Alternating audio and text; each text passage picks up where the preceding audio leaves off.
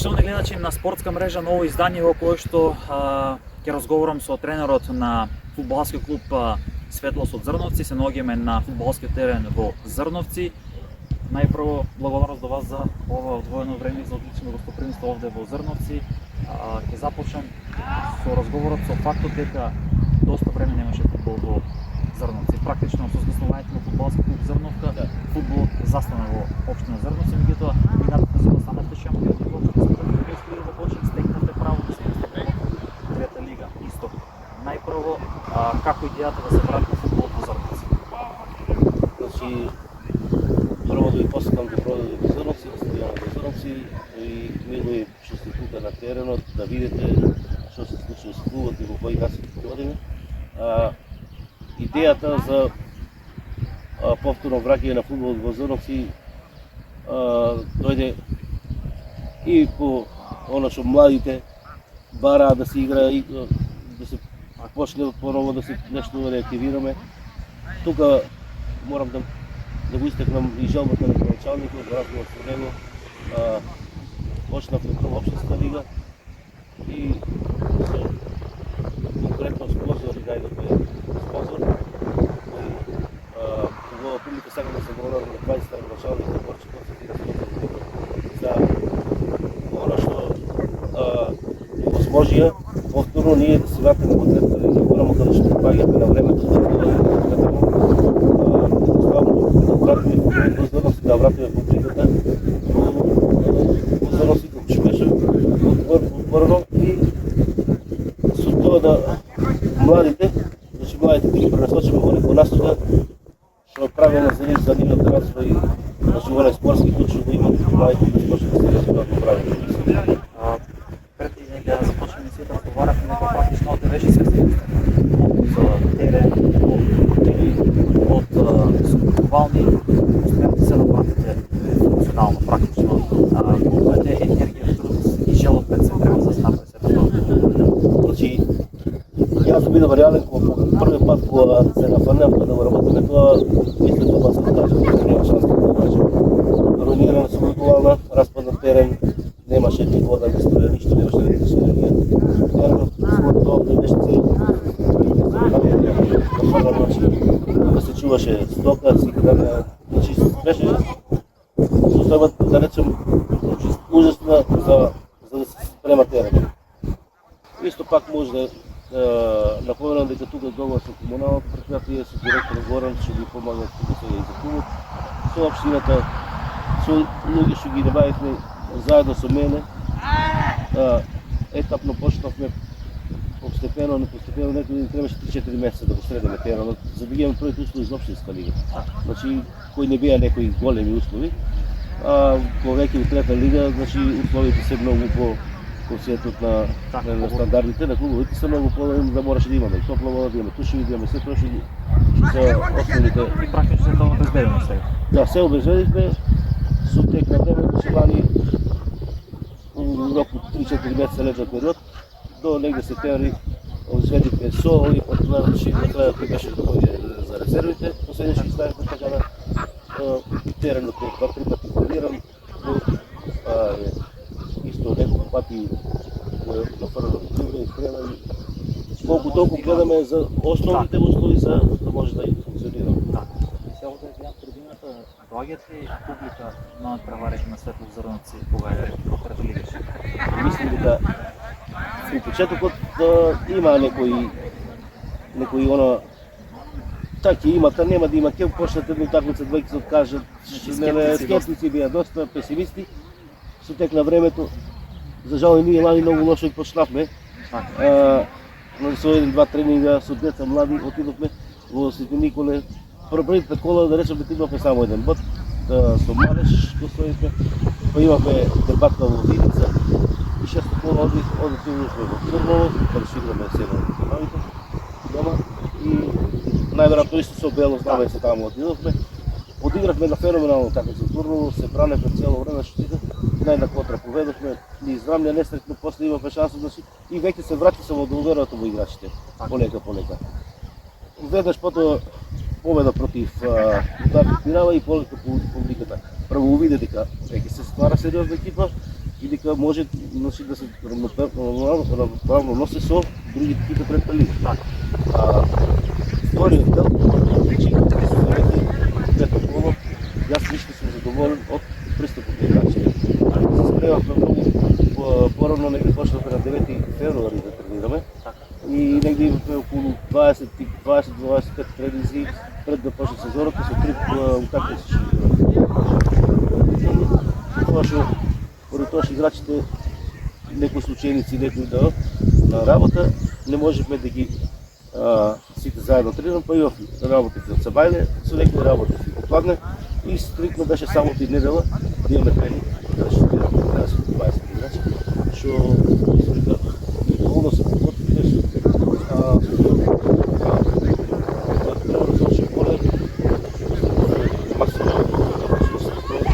бевме дупло по-спремни од контакти со Значи може да констатираме дека овој првиот дел резултатите се дојдоа со добри подготовки, пријателски на први месечини таму дека пак всушност се подготовките се почнаа доста подоцна, што се рефлектираше нели през самата подготвеност на екипата, пред се нели кондиционно така, сега сликата е сосема друга, со тие неколку засилувања се направи разликата и мора да спомнеме тука нели искуство Златко Коцев кој што и поранешни играчи на Силекс и носи големо така, прволигашки играчи носи големо искуство пред се за младите играчи да го пренесе тоа знаење, да врати тоа искуство кое што го има и да се надеваме дека Светло Зрновци на нас каде уште поуре последната сезона. Јас морам да бидам реален, да станува збор за Златко Коцев, морам да бидам реален да он што пренесе искуството на младите го пренесе, но имам јас одни се работи со него, си помагаме да речеме заедно и искуството него од првата лига што ми го доволува на мене ми многу носи. Али со помош од Златко Коцев ментално ние многу важно е многу видно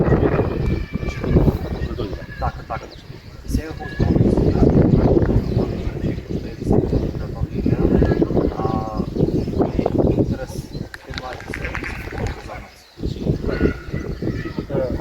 Светло се состави на 26 играчи со оние 8 позначувања што ги имавме во зимски крок, 2 тројца замина.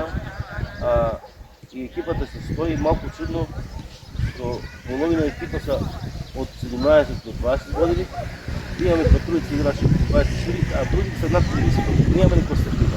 Значи, оние играчи што баш треба да го имат правата форма, немаме толкова стигни играчи. Но имаме доста искусни играчи, што многу помагат на младите играчи да се исто вклопат во делот на играта. Значи, тука сега моментално на теренот може да рекам дека това седум играчи са од 17 до 19 години, 20 играчи. Стои на сега спомнавте млади хора, предпоставям дека може би веќе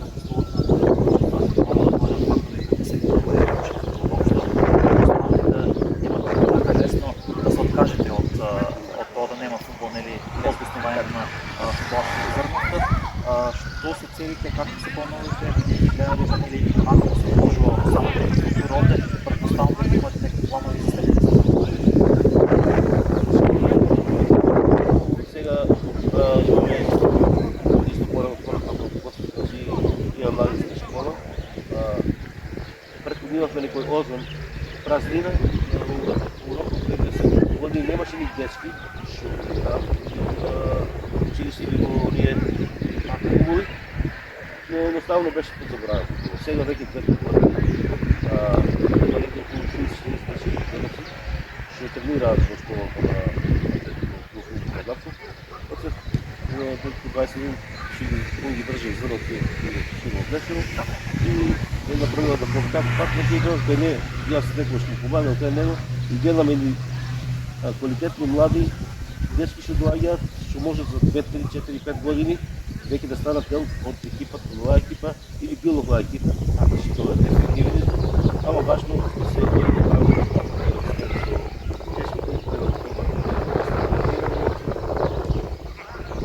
дело на што ние моментално, значи сакаме да осознаваме да компактно екипа. Значи, одно наша екипа, јас често разговарам со нашите хора, повеќе разговарам на оној психички дел.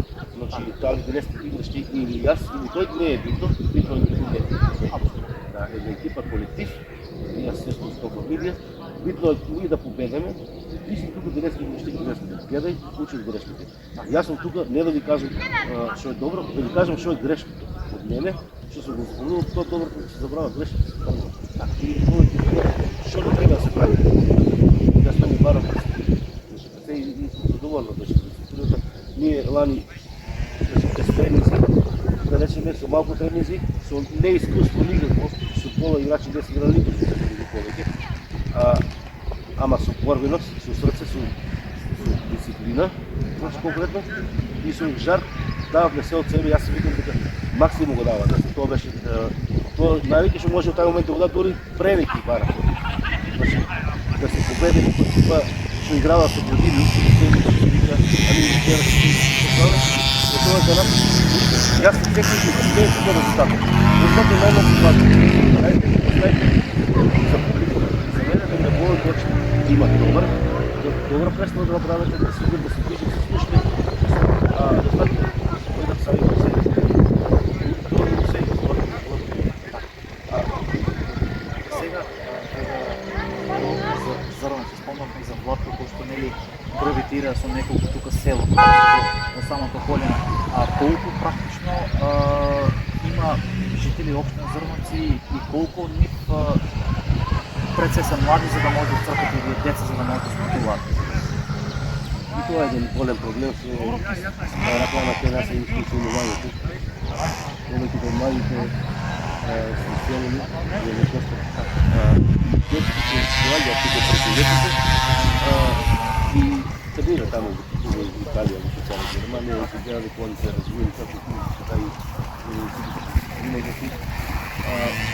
Ние имаме, да речеме, Зрновци има 30 жители, самото село. Општината може, не знам, сега по-попис колко е то. Голетираме се през село, само и има и некои млади, и ние гледаме, значи, младите да го извадаме максимум, значи, да дойде, от малко немаме некои избор. Затоа и сега ние имаме играчи и от Почет, ние имаме и футболните села, Кишинево, Блешево, имаме Виница, имаме. Значи, у мое време јас кога играв, ние имавме екипа, што сите 11 души беа за Значи, беше многу поразлично. Сега сосема други сосема други времиња, ти, пример сега може да кажем, не знам колко и планат да го речем, дека јас во моето време играв од Љубов, повеќе од Љубов, да се дружиме, да се има што да се зборе, да се собират луѓе тука, да недела стане празник, за тој ден се знае колонија одгоре цело паѓа тука да гледат фудбал. И седеме се дружиме. Сега малкичка појде до ситуацијата во времето, како луѓето се прави својата работување, секој сака нешто да малку живот. И реално во мали средини тешко да се изнатри, значи да се представи локални, како што спомнавте, нели, работите и кој не може да ја посвети професионално сам. Не може да бидат. Единствено туку нашите луѓе единствено само за своја, може да речем да се оди професионалци. Ама ние на нас е целта да пред се да извадиме од младите дечки, максимум да го извадиме од деца по 12-14 години, што се веќе полека заедно со овие, значи за 4-5 години извадиме, може да влеземе веќе во професионални екипа, да играт. Да можеме ние да ствараме, не да речем сега капата наша екипа, Зрновска, ама со помош на некои други, ама да имаме и своји дечки, значи многу е побитно да публиката и дојде го гледа сигурно овој видео. Откако дојдеш луѓе од страна и морам да напомнам дека играчи кој е од своје локално место никогаш не може да играш од страна да даде повеќе максимум со срце и да е по-голе од другите. Значи тоа се го стил. Значи јас ќе се заблагодарам за тој интересен разговор. На гледачите ќе оставям можност практично да представиме дел од тренингот како изгледа на фудбалски клуб Светлото Зрновци, да направиме преглед на самата трибина на тоа што е изреновирано во самите си клиповални, да делуваме таа слика како всушност изгледа запозен овој терен, а сега како вратна функција и конечно овде гледаме еден фудбалски шарм или практично ете младите да ги насочиме на правите вистински пат наместо на оние борци кои се во модерно време. Значи, аз следващо, аз сакам да на оно што ти одлучи да дојдеш тука, да не посетиш, да видиш ситуацијата да не видиш и мораме на работа да кажам дека ретки се луѓето како тебе што се борат спортот да го откријат во сите сфери, дали втората лига, општинска лига, значи тоа е една реткост и треба да се малку се, за жал, државата мора малку да прогледа точно кои такви луѓе кои сакат спортот, кои сакат да долуват се што се случува, не само во фудбалот, во сите спортови, а те пратам тебе и гледам дека се трудиш најмногу што можеш да се случиш, да сакам што успешна кариера. И тоа е ова е споредна поддршката, што ни гледа че ова беше првиот дел, останете со нас за да последите втори да видите како всушност сега изгледа фудбалскиот терен во Зрновци и како изгледа тренingот на фудбалскиот клуб Светлост овде во Зрновци.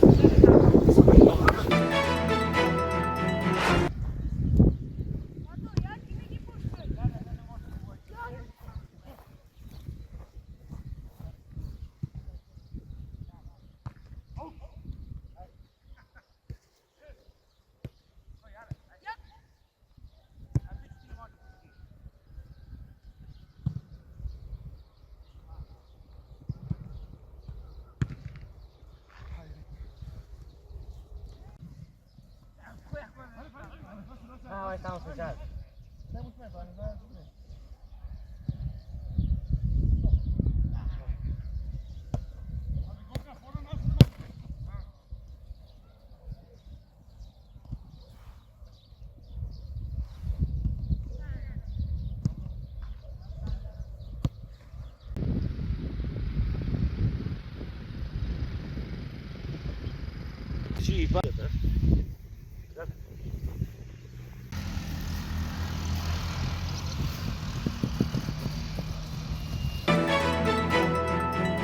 Поштовани гледачи, ете имавте можност да го последите разговорот со Славчо, кој што е тренер на фудбалскиот клуб Зрновци.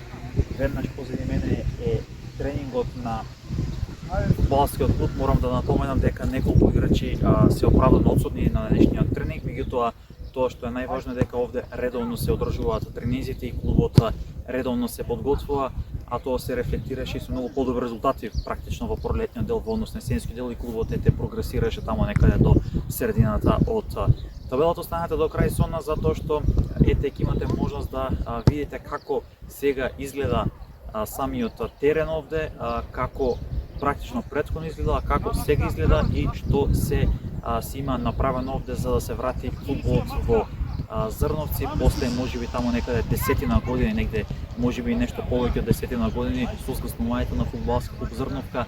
Сега Светлост се враќа, се реактивира и конечно се врати фудбалот во општина Зрновци. Од минатата сезона екипата беше шампион во општинската фудбалска лига на Кочани и стекна право да учествува во третата македонска фудбалска лига исто. После на тоа што го зборавме практично и со тренерот, после една деценија се врати фудбал во Зрновци, што практично затекнавте овде. Знаеме од тоа што го гледавме нели на фотографија на видео дека овде беше буквално се уништено, сега се врати во функција стадионот, се овозможи младите пред се да спортуваат овде во општина Зрновци, се врати фудбалот. Колку труд, енергија, желба и љубов треба за се тоа да се направи? Да, господин Аце, значи после една деценија општина Зрновци направи напори да после 10 години формира нов фудбалски клуб, да го стартуваме фудбалот и да го негуваме и да го развиваме како масовен спорт, како во општина Зрновци, така и на територијата на Република Македонија. Беше формиран фудбалски клуб Светлост Зрновци. Самото име е комбинација на првиот фудбалски клуб регистриран 50-тите години, Светлост, и фудбалскиот клуб Зрновка Зрновци, кој што постоил пред неколку децении. Во 2023-2024 станавме шампиони на општинската лига и веќе оваа година се надпреваруваме во трета лига Исток Македонија. Со наши напори и општински средства, самиот терен, како што гледате, веќе уреден, условите кои што ги бараше ОФС се уредени.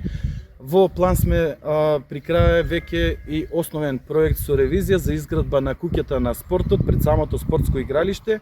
Самиот објект ќе опфаќа канцелариски простори, собликувални, бањи, како и сали за спорт како што се карате, кикбокс и слично. Паралелно на ова започнавме со презимање на мандатот, започнавме и со зголемување на спортските надпревари, односно турнир во мал фудбал Капетан Синиша Стоилов, фудбал во мал фудбал Свети Димитрија по повод денот на општина и некои други дисциплини како што се урбано-ридски крос, младите трчаат во чест на нашиот сограѓанин Васе Ангелов. И сето ова е само еден сегмент од големата слика која што се пресликува кај младите генерации, кои што ги носи спортот со себе, односно правилен раст, развој и градење на спортски и надпреварувачки дух кај младите. Со ова мислам дека го потиснуваме сите оние неморални појави во општеството, како конзумирање алкохол или користење на наркотични средства.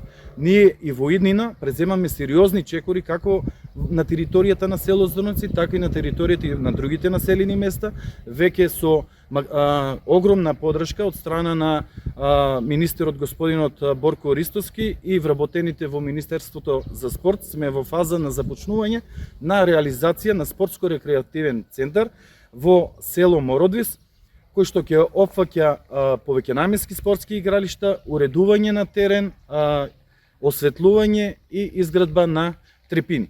Тоа веќе ќе го започнеме некаде средината на месец мај, а до август месец се очекува целосна реализација на проектот. Ово значи дека имаме бум кога е во прашање нели спортска инфраструктура. Вистински бум, значи секое следење на секој надпревар кога сме домакини, од надпревар до надпревар, прекрасна е гледката и чувството кога на едни трибини во општина Зрновци ќе се видат присуство на луѓе над 500 луѓе, значи гледка која што во минатото десетина години ја немало, а и сите оние емоции кај што сегашни луѓе од 70-80 годишна возраст биле први фудбалери во првиот фудбалски клуб на Зрновци. Така, кои се други можеби проекти цели кои што ги има општината кога е во прашање спортот? Како што веќе најавив, изградбата на куќа за спортот, мислам дека есента веќе ќе имаме услови за започнување, односно обезбедување на финансиски средства. Најпрвично е изградбата на спортско-рекреативниот центар во село Мородвис, како и обновување на подлогата на повеќенаменското спортско игралиште Васе Ангелов, која е во непосредна близина на фудбалското игралиште со тартан поглед подлога и ново изградената фитнес зона на отворено, средства обезбедени од како грант од кинеска амбасада и уредување на самата површина од страна на општина Зрновци и комуналното јавно предпријатие Водна кула. Јас морам овде да истакнам и максималната помош и поддршка од председателот на ФК Светло Зрновци, господинот Игор Смиленски, кој што покрај финансиските помоши и буквално не постои барање од страна или на менеджментот на фудбалскиот клуб или од играчите и во приватниот живот да помага. Така. Значи може да кажеме дека како релативно мала општина, рурална општина, општина Зрновци превзема доста активности кога во прашање спортот, особено тој проект кој што претпоставам дека е најголем капитален проект, а тоа е нели куќата на спортот. Вложувањето во спортот е на еден начин и поголем процент вложувањето на младите. Ние паралелно на ова веќе сме во иницијатива на општествено одговорни личности, кои што веќе имавме еден-два состаноци и формирање на невладино здружение, кое што невладино здружение основна дејност ќе му биде како извиднички одред. Целата цел и целата наша замисла е уште од мали нози, уште на најмали генерации, децата да се усмеруваат кон еден живот исполнет со дисциплина, со морал и градење и развивање на нивниот спортски дух. Јас ќе ви се зблагодарам за одвоеното време, можноста што ни откривте некои детали кога во прашање нели спортот и ќе ви посакам многу среќа во реализацијата пред само тој клучен проект. Претпоставам дека со тоа ќе се вратат доста деца, млади пред се на дали ќе биде фудбалски терен или на некој друг терен, бидејќи како што спомнав да ги оттргнеме од тие нели пороци на во модерно време и да ги насочиме на правилен раст и развој. Ние сме должни да создаваме услови и да крадеме здраво општество спрема сите идни генерации. Во втор дел од разговорот темата околу самото име порано знаевме беше ФК Зрновка, предпоставам може и по общината, сега ФК Светлост од Зрновци. Што е нашето значи таа символика на името? Значи, ФК Светлост е првишето најправото име, што се памети после војната, Втората војна. Нешто представи мало меѓу двете светски војни, дивичи ми се викало, кратко некој рокувалство. Светлост е формирано 50-ти години, точно 54-та мисля да е формирано од некои гимназии кои сега и носи негде околу 20 години до 75-та. Потоа презима фабриката за луштење на Орис Зрновка, и она главен спонзор финансирање на клубот. Тоа сега негде 2002-2003 година го финансираше клубот, дека постоеше Зрновка, после името се остана Зрновка, тоа што главен финансирање беше општината негде до 2011-та и тука веќе клубот полека згасна. Единствено на числата беше немањето на средства, најголем дел, а и некако ситуацијата беа за да немаше спорт. Уопшто во Македонија во тие моменти немаше некој спорт развој.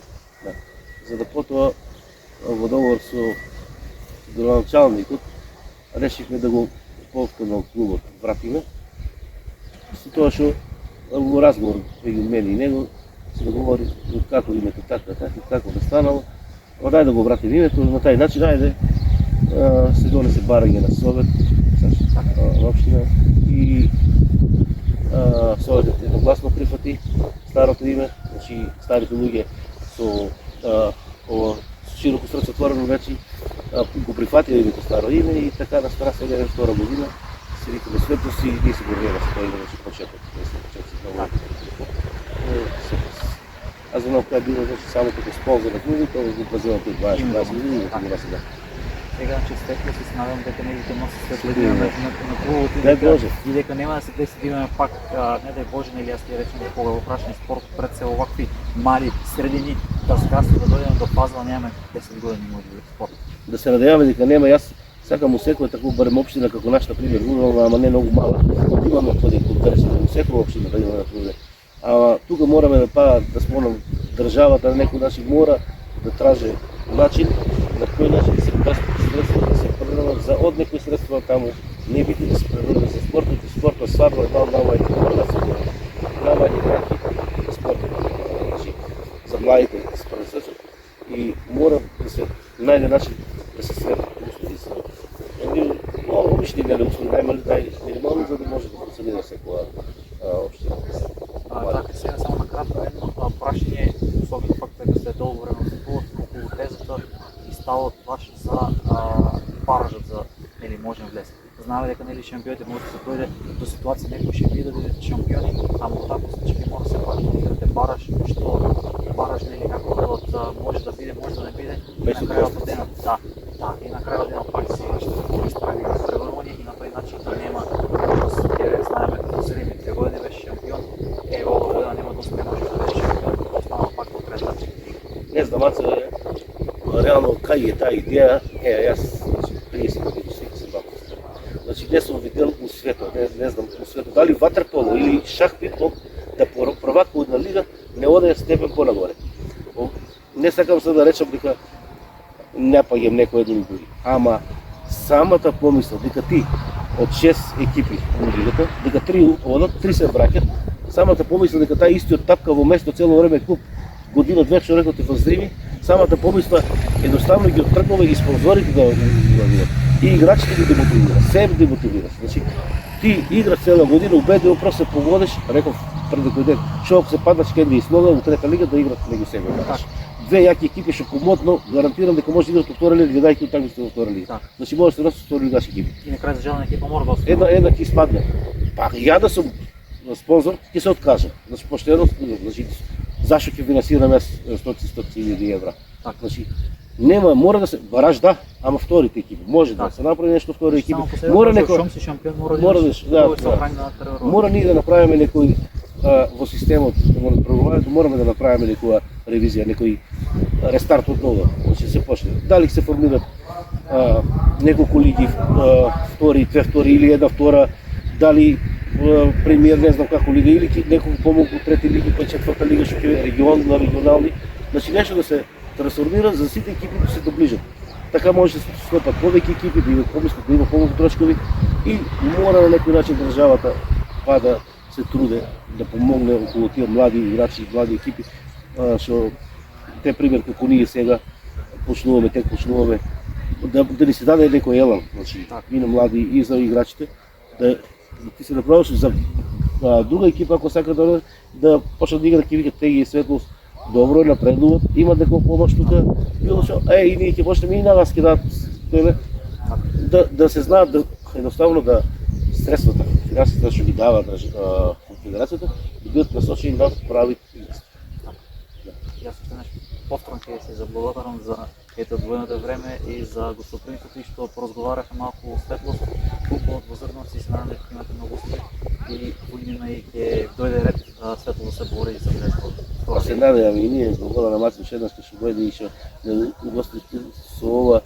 Значи стварно не знам, реков претходно дека ретки се луѓето во тебе што водат тука по терени по слаби лиги, да речеме пониски региони, за да одат да видат и проблемите, не само начинот на проблемите со кои се случуваат екипите. Значи, сите мислиме дека овде леко тече, секој си знае проблемите што се. Дали играчки, дали финансиски аспект, дали аспект на уредова инфраструктура. Значи, секој си има проблеми. Треба, и подршка треба. Значи, ја пак ќе спомнам, ја помогу подршка. Значи, значи во секој момент имаме нешто изделано. Имаме ретки имаме спон, зашто нели одвој гледаме некои второлигашки конкурси финансија, што остава пак за третолигашки. Така. Уште благодарност, многу среќа, успех и успешно да заврши ова сезона, последната сезона многу подобар старт и многу подобар резултати се пред себе борба нели за тој горе долу. Така, зашто да не за прво место. Така. Благодарам уште на срце.